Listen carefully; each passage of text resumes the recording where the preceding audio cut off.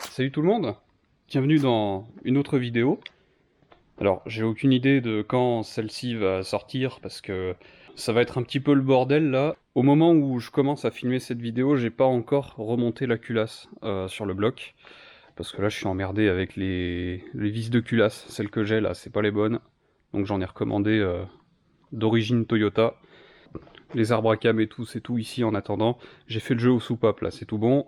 Cette vidéo, elle va être un petit peu longue, parce que c'est un des gros morceaux de ce swap. Je vais pas garder le collecteur d'admission d'origine de la Celica, collecteur d'admission que j'ai soigneusement utilisé pour soulever le moteur, donc bah, il est un peu enfoncé ici. Il est pas percé, hein, donc en vrai il est encore bon, mais il est très bien hein, ce collecteur, mais je ne vais pas le garder pour le swap. Parce que voilà, j'ai envie de faire un truc un peu différent. En fait, pour la petite histoire, avant, avant d'avoir ma Corolla GTI 92, j'avais une Corolla G6 E11, phase 2, grise, avec un 4AGE 20 valves blacktop dedans.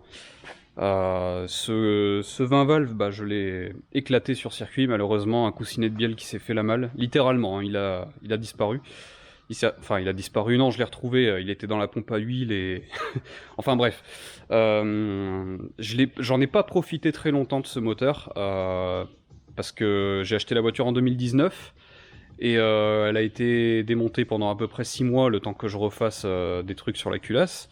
Et du coup, bah, quand j'ai enfin terminé la voiture, j'ai pas vraiment pu la rouler parce que 2020, voilà, Covid, tout ça. Et j'ai eu le temps de faire quoi, deux, trois petits road trips vite fait avec et un track day sur lequel je l'ai terminé du coup. Depuis ce jour, ça me manque le son de l'admission de ce moteur. C'est vraiment un truc que je veux retrouver.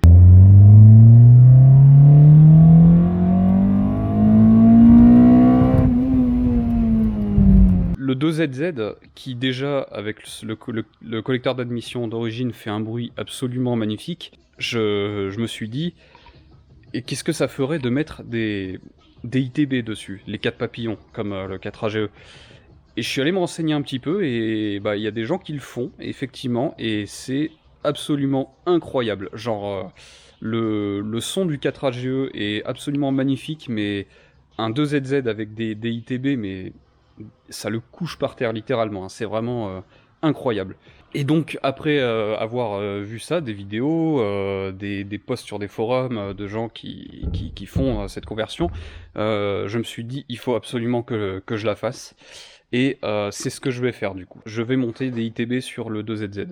Alors du coup cette vidéo elle va être un peu longue parce que monter des ITB sur un moteur qui n'en a pas d'origine évidemment, ça implique beaucoup de modifications et de temps quoi, hein. Je vais sortir pas mal la Dremel je pense dans l'histoire là. Non seulement il va falloir que j'adapte les 4 papillons dessus, il va aussi falloir que je les modifie ces 4 papillons, j'expliquerai pourquoi le moment venu.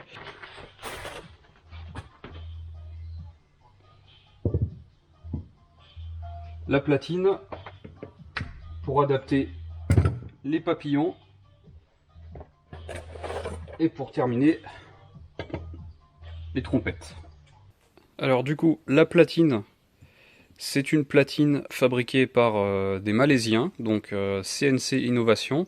J'avais pas énormément d'options concernant les différentes platines d'adaptation pour mon cas en particulier, parce que celle-ci, elle est inclinée à 45 degrés, qui pour moi est un détail extrêmement important parce que je veux pouvoir fermer le capot avec le filtre sans couper dans le capot. Donc je sais qu'ils ont fait un montage sur une AE92 déjà, et ça a l'air de passer, au poil de cul hein, avec le filtre, mais ça a l'air de passer.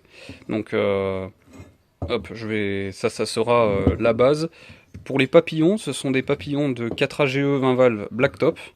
Voilà, le diamètre interne ici est en 45 mm.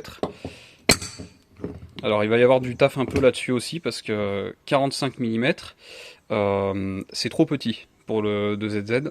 il faudrait, enfin idéalement, et ça je vais le faire du coup, il faudrait les faire réaliser en 48 mm et créer un nouveau papillon à l'intérieur en 48 mm. Et pour les trompettes, ce sont des trompettes de chez Flows, flows.ie, donc ça vient d'Irlande, donc il y a un choix énorme hein, pour ce qui est des trompettes. Là, il y a toutes les longueurs, toutes les formes, toutes les tailles. Je les ai prises chez Flows parce que ils sont dans l'Union européenne. Et dans l'Union européenne, ce qui est bien, c'est que on paye pas de douane. Donc la première chose à faire déjà, ça va être retoucher cette platine là, ce collecteur. Le premier truc que j'ai constaté en le recevant, c'est que la finition est vraiment moyenne en fait. Là on peut voir que bon, c'est pas exceptionnel, mais bon, c'est fonctionnel on va dire. Par contre là, il y a un problème, et c'est un gros problème, c'est que voilà, les vis que je vais utiliser pour monter ce collecteur, elle ne passe pas puisque c'est mal usiné sur les côtés. Donc la première chose à faire, ça va être terminer ici à la Dremel pour que la vis puisse maintenir à plat. Et même problème avec ce trou là, le trou du centre, pareil, même problème.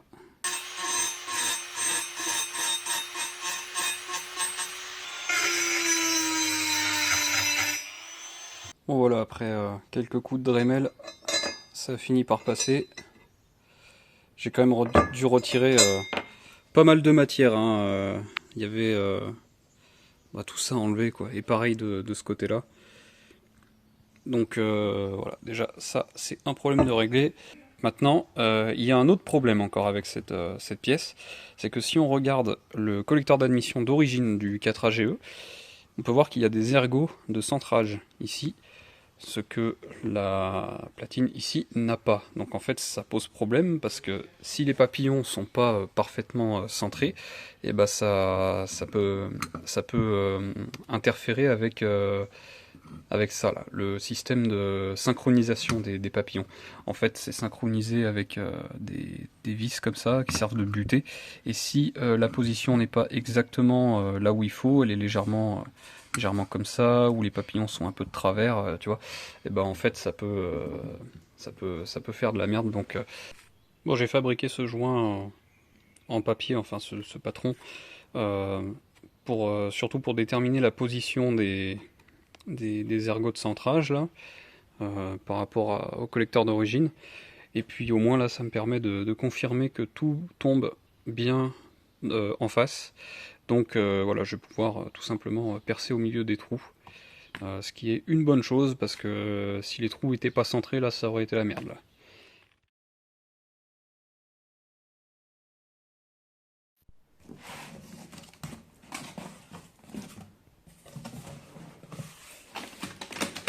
Donc finalement, je l'ai pas percé moi-même la platine parce que vu que je devais emmener les papillons pour les faire usiner, bah en fait l'usineur qui me l'a fait, il avait une perceuse à colonne, ce que moi j'ai pas, et au final c'est lui qui me l'a fait à la perceuse à colonne. Donc le résultat est beaucoup plus nickel. Au moins c'est percé bien droit de partout et uniformément avec la même profondeur, ce que j'aurais jamais pu faire à la main comme ça dans l'étau, parce que déjà serrer ça à l'étau, même lui il a galéré, alors moi c'était pas mieux. Hein.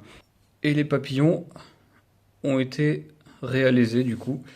Donc voilà, ça 48 mm tout du long. Et 48 c'est vraiment le maximum qu'on peut faire hein, avec des papillons de blacktop, parce que à l'intérieur là, ici là, c'est les trous par lesquels passe l'axe pour fixer le papillon. Et il reste quasiment plus rien. Hein. C'est vraiment, on est à la limite, hein. Pas plus quoi. Là, on voit le roulement là d'ici et il doit rester à peine un demi millimètre de matière là. Et du coup, le fait de les avoir réalisés, ça me facilite vachement le travail parce que à l'arrière, les papillons du blacktop, ils sont pas tout à fait ronds. Et là, ça me les a ramenés quasiment ronds presque. Il me reste juste deux petites encoches ici que je vais devoir tailler ici et là sur la platine quand je poncerai à l'intérieur lisser tout ça, parce que c'est un petit peu... c'est pas super lisse là, je vais lisser tout ça et je vais en profiter pour faire les encoches ici, là. Et donc, qui dit corps de papillon plus grand, dit volet de papillon plus grand. Donc voilà, j'ai fait découper au laser en inox 4 volets de papillon tout neufs en 48 mm. Donc là, ils sont bruts, ils sortent de la découpe laser telle quelle. Voilà, il y a juste quelques petites bavures putain, mais oh, le focus là-haut. Voilà, c'est bon. Quelques petites bavures à corriger là, à droite à gauche là, mais sinon impeccable. Et le jeu est vraiment serré, donc il y a 3 dixièmes. Quand je l'assemblerai, il faudra probablement que j'ébavure un petit peu les arêtes là pour pouvoir le rentrer. De toute façon, ça n'a pas besoin d'être parfaitement étanche tout ça, parce que sur chaque papillon, il y a une vis ici avec une prise d'air pour égaliser la dépression sur chaque papillon. Donc en fait, déjà, ils ne seront jamais étanches à cause de ça, de toute façon. Donc tout sera équilibré avec ça.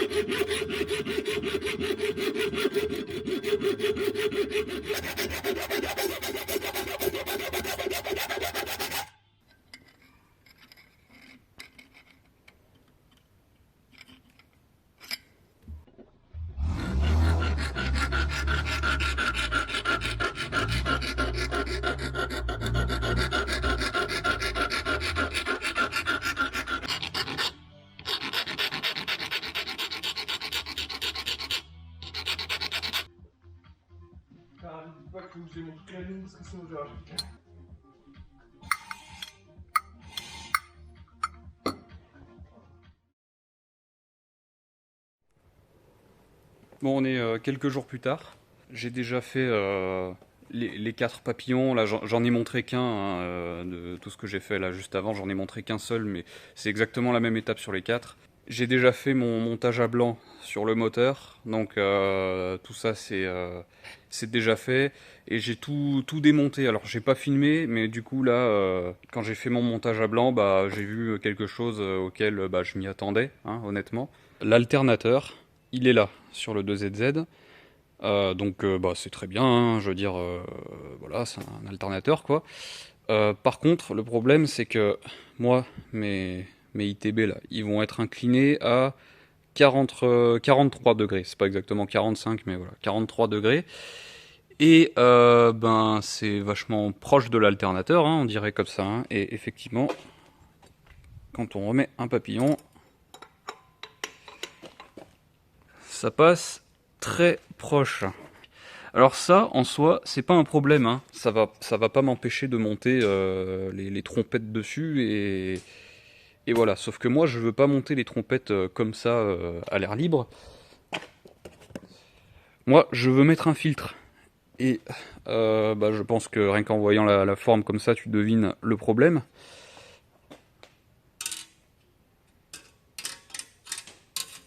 Bah, ça va où quoi? Bah, ça va pas là. Donc, pour pouvoir monter cette platine avec le filtre, bah, j'ai vraiment pas d'autre choix que de descendre l'alternateur ici. Alors ici, il y avait un compresseur de clim, donc bah, il va falloir que je trouve un truc là.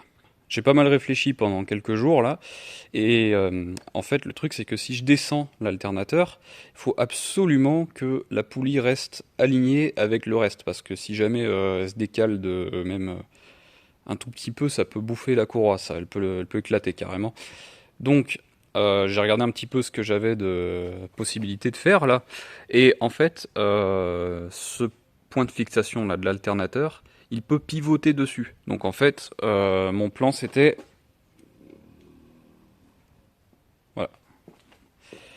Mon plan c'était faire quelque chose comme ça.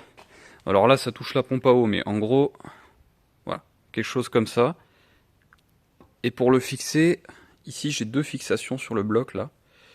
Et j'en ai une là. Alors je sais absolument plus ce qu'il y avait là, je me rappelle pas. Hein.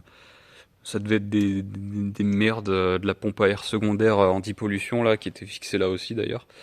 Donc ouais, en fait, je pensais faire un truc comme ça, fixer l'alternateur ici là. Il va probablement falloir que je coupe ça là, parce que ça de toute façon je vais plus m'en servir, je vais le fixer là. Donc ouais, ça serait fabriquer un support là comme ça. Et par contre, il va falloir que je fabrique que je mette une poulie de renvoi là-haut, parce qu'en fait la courroie elle fait ça, elle est tendue là, ensuite elle passe là, ensuite elle prend la pompe à eau, ensuite elle va faire ça, et après il faut qu'elle revienne là, ici là. Et bah du coup bah il va falloir que je mette une poulie de renvoi par ici là. Poulie de renvoi que j'ai trouvé sur Amazon d'ailleurs. J'ai pris une marque correcte quand même parce que bon je voulais pas non plus y foutre de la merde. Ça serait par là, ouais. Quelque chose comme ça je pense. Et du coup avec l'alternateur en bas ici, bah là j'ai toute la place que je veux pour mettre mon filtre quoi. Là je suis vraiment pas embêté quoi. Voilà, dans un premier temps, ça j'y mets de côté, on va voir après. Il va déjà falloir que je fixe l'alternateur avant de fixer la poulie de renvoi. Donc là, bah, je me suis équipé un petit peu, hein, et puis je vais faire ça avec une barre en acier de 4 mm d'épaisseur, et je pense que ça devrait suffire pour que ce soit assez rigide.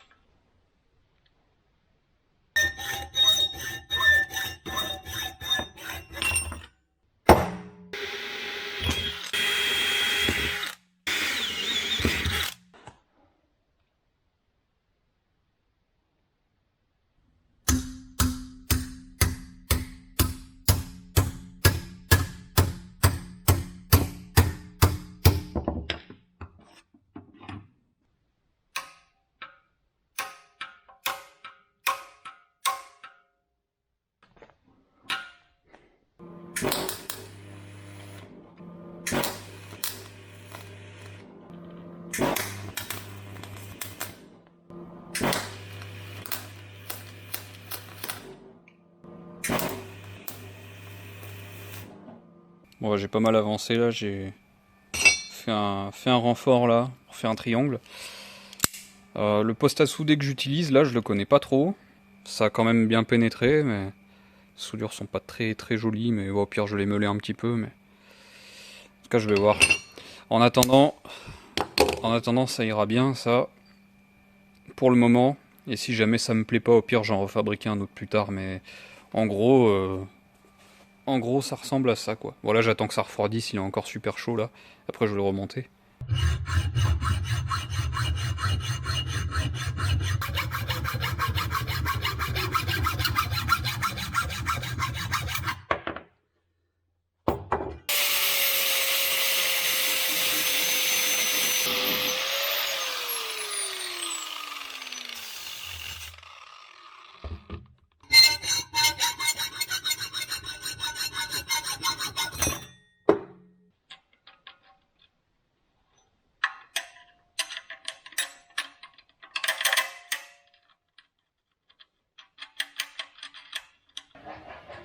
Pour petit saut dans le temps là, pour la poulie de renvoi en fait j'ai pris 2 tubes en alu que j'ai pressé l'un dans l'autre là et que j'ai coupé à la bonne longueur. Pour avoir la bonne épaisseur,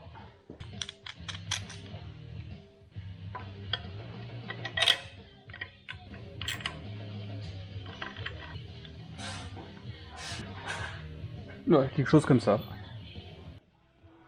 Hop, voilà, j'aurais plus qu'à trouver une courroie un peu plus courte. Et en gros, ça donne ça. Donc là, j'ai fait le support ici. Bon, j'ai pas encore ébavuré, mais je ferai ça plus propre un autre jour là. Et bon là c'est pas très joli, mais ça marche. Donc je pense que ça va rester comme ça temporairement, définitivement. En tout cas ça a l'air assez solide, là le truc ne bouge pas. Faudra voir une fois que la courroie sera tendue, mais... Et je pense que bon, je vais laisser ça. Et je vais voir si ça m'emmerde dans la voiture ou pas, et j'y couperai après s'il faut. Et là maintenant au moins, j'ai toute la place que je veux ici là pour monter mon filtre, les trompettes. Parce qu'en vrai ça va arriver jusqu'à là à peu près.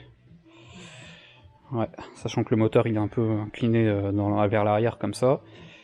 Oh, ça fait loin quand même. Hein. On verra bien. Hein. Ah, j'y vais vraiment tout. Là c'est YOLO. Hein, je découvre tout au fur et à mesure là.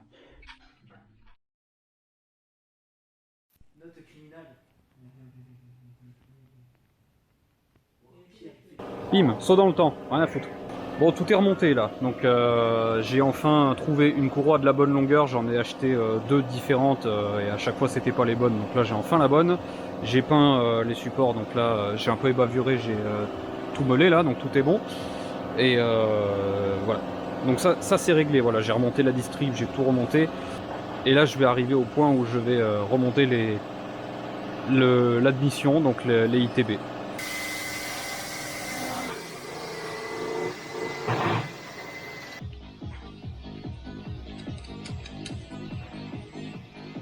Tu les as remplacés ou tu vois?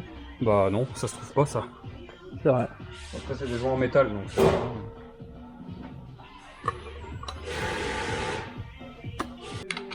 Tu sers à combien? 20. Franchement, au pif. Oui, en vrai. 20, c'est suffisamment serré, je vois que je serre pas trop fort non plus. Ouais, ça va. Et puis de toute façon j'ai mis de la l'optique bleue, donc ça ne bougera pas. Oh, t'as cru que j'étais arrivé ou quoi? Ouais. Bah c'est pas le cas. Hein? Bah c'est pas le cas. Je crois que j'en ai chez moi. Non, mais on peut me caractériser comme une déchetterie. Ils ont entendu ce qu'il a dit l'autre. On peut me catalyser.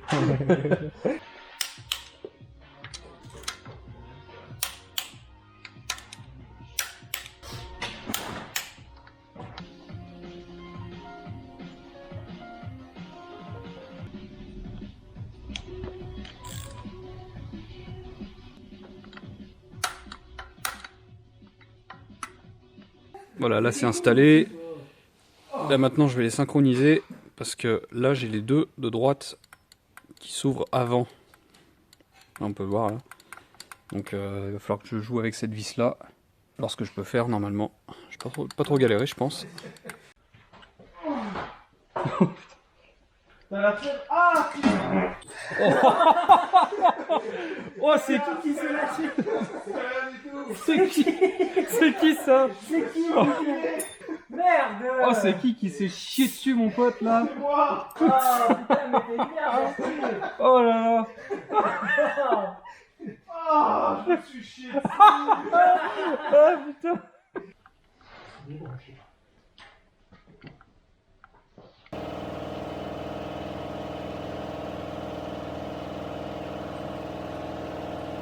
C'est mon verre de coffre.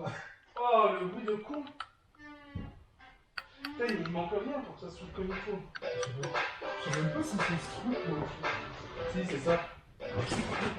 Il parle pas de ça, mon frère. Bon ouais, pas de bol, la caméra elle avait plus de batterie. Donc du coup on n'a pas tout vu, mais en vrai j'en ai chié, ça m'a pris bien une bonne heure. Je pensais que je pouvais m'en sortir juste en touchant celle-là, là. Mais en fait non, ils étaient complètement désynchronisés, j'ai dû tout reprendre.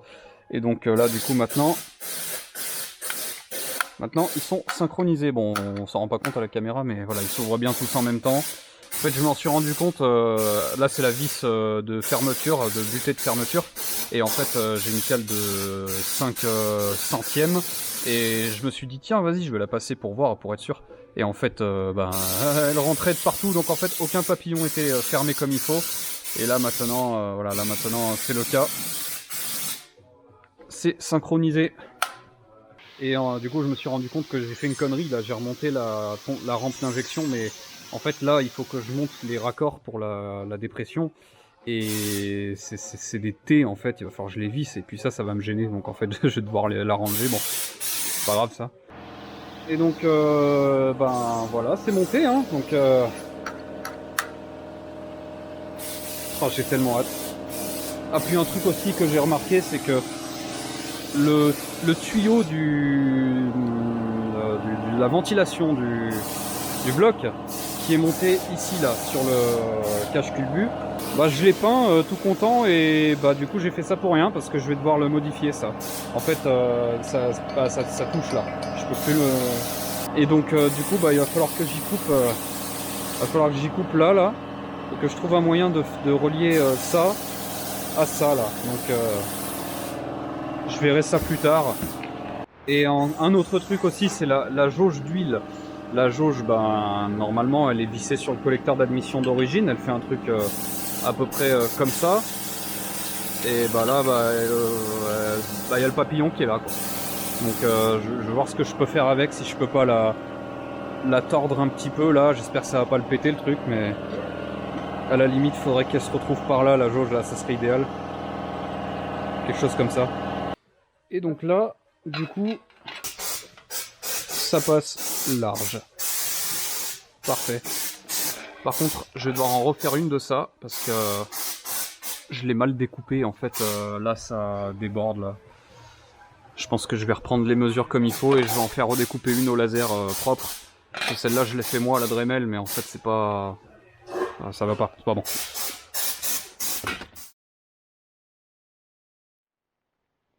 De retour quelques jours plus tard. Bon, en fin de compte, j'ai tout fait sans filmer parce que voilà, je voulais avancer un peu plus vite là. La tirette d'huile, c'est fait, donc voilà, je l'ai plié, j'ai soudé un nouveau support là, c'est pris sur le papillon. Donc, hop, impeccable. Ça, le tuyau de la ventilation du bloc, je l'ai coupé et j'ai ressoudé le raccord ici là. Donc j'aurai plus qu'à trouver une durite qui va de là jusqu'à là.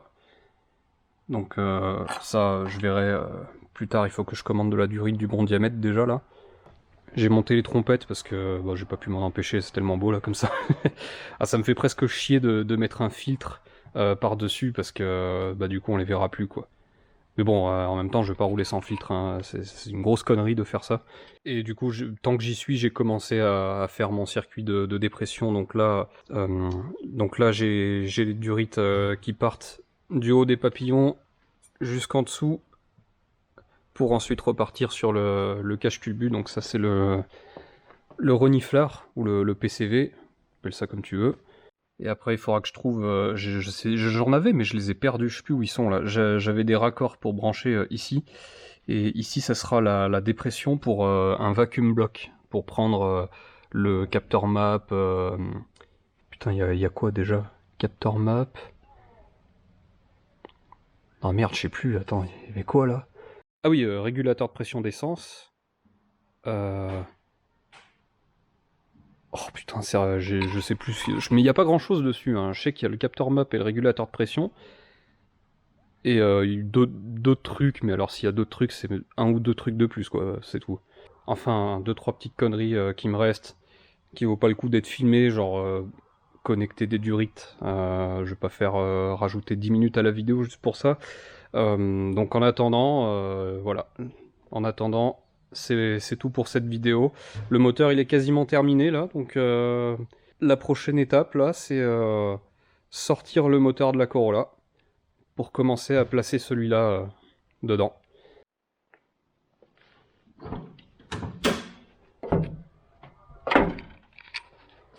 Et le bon vieux 4AGE qui est toujours en bonne santé, hein, et bah il va dégager d'ici incessamment sous peu. Et puis voilà, un 2ZZ à la place.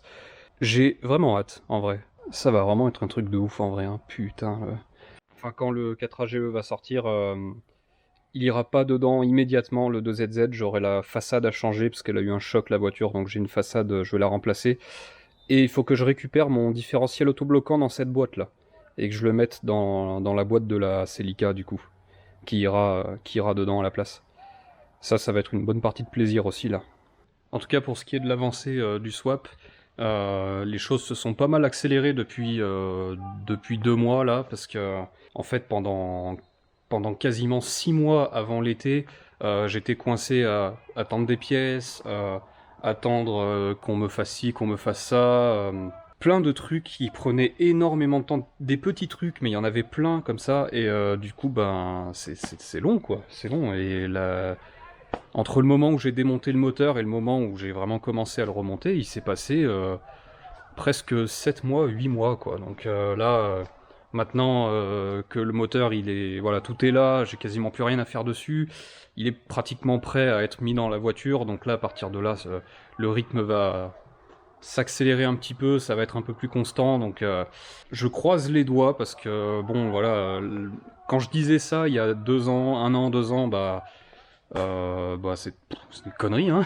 C'est ce qu'à chaque fois je me retrouvais à pas pouvoir avancer parce que bah je contrôlais pas pour des trucs que je contrôlais pas là. Mais là maintenant je dépends plus de livraison, de services, de main d'œuvre. Enfin là c'est vraiment tout. Là ça dépend plus que de moi, donc normalement si je suis motivé ça devrait avancer. Mais bon voilà, je veux dire. Qu'on peut pas, c'est assez motivant là, je veux dire. Là franchement, c'est un truc de fou quoi. Là, ça prend enfin forme. Mais bon, voilà, il sera bien mieux dans la voiture que sur ce support là. Donc ça sera la prochaine vidéo. En attendant, bah abonne-toi, suis-moi sur Insta. N'hésite pas à mettre un j'aime sur la vidéo si elle t'a plu. Et puis je te dis à la prochaine. Salut!